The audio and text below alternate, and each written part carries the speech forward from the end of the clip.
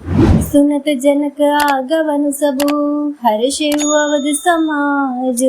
रघुनंदन सकोच बड़ा, सोच विबस सुर राजो।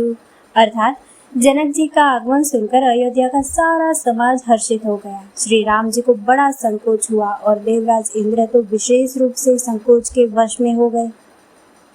गरई गलानी कुटिल कैकेयी, काहि कहे कहि दूषनु देई। असमन आनी मुदित नर नारी, भयउ बहोरी रहब दिन चारी। कुटिल कैकेयी मन ही मन पश्चाताप से गले जाती है, किसी से कहे और किसको दोष दे।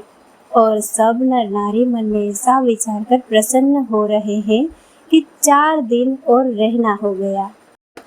एही प्रकार गत बासर सो, प्रात नहान लाग सबको।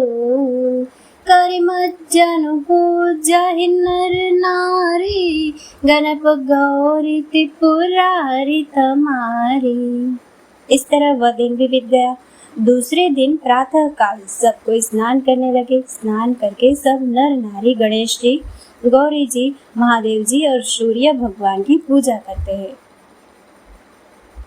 रमा रमन पद बंदी बहोरी, बिन वही अंजलि अंजल जोरी। राजा राम जानकी रानी, आनंद अवधि अवध राजधानी।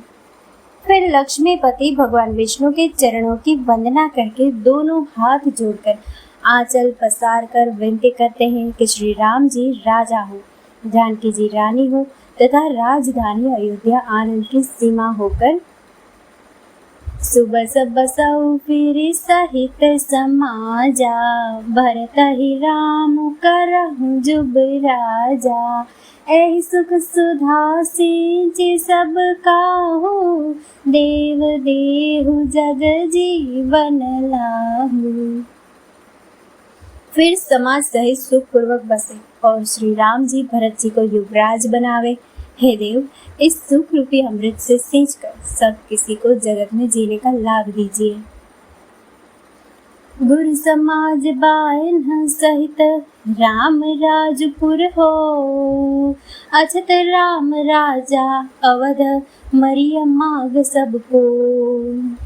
गुरु समाज और भाइयों समेत श्री राम जी का राज्य अवधपुरी में हो और श्री राम जी के राजा रहते ही हम लोग अयोध्या में मरे, सब कोई यही मानते हैं। सुनी सनेह मयपुर जन बानी, निंदहि जोग बिरति मुनि ज्ञानी। एह विध नित्य करम करि पुर जन, राम ही करहि प्रणाम पुलकित तन। अयोध्या वासियों की प्रेममयी वाणी सुनकर ज्ञानी मुनि भी अपने योग और वैराग्य की निंदा करते हैं। अवधवासी इस प्रकार नित्य कर्म करके श्री राम जी को पुलकित शरीर हो प्रणाम करते हैं। ऊंच नीच मध्यम नर नारी, लहहि दरसु निज निज अनुहारी। सावधान सब ही सन्मानहि, सकल सराहत कृपा निधानहि। ऊंच नीच और मध्यम सभी श्रेणियों के स्त्री पुरुष अपने अपने भाव के अनुसार श्री राम जी का दर्शन प्राप्त करते हैं। श्री रामचंद्र जी सावधानी के साथ सबका सम्मान करते हैं और सभी कृपा निधान श्री रामचंद्र जी की सराहना करते हैं। लरिकाई हिते रघुबर बानी, पालत नीति प्रीति पहचानी। सिल सकोच सिंधु रघुराऊ, सुमुख सुलोचन सरल सुभाऊ। श्री राम जी के लड़कपन से ही यह बान है कि वे प्रेम को पहचान कर नीति का पालन करते हैं। श्री रघुनाथ जी शील और संकोच के समुद्र है। वे सुंदर मुख के सुंदर नेत्र वाले, यह सबको कृपा और प्रेम की दृष्टि से देखने वाले और सरल स्वभाव के हैं।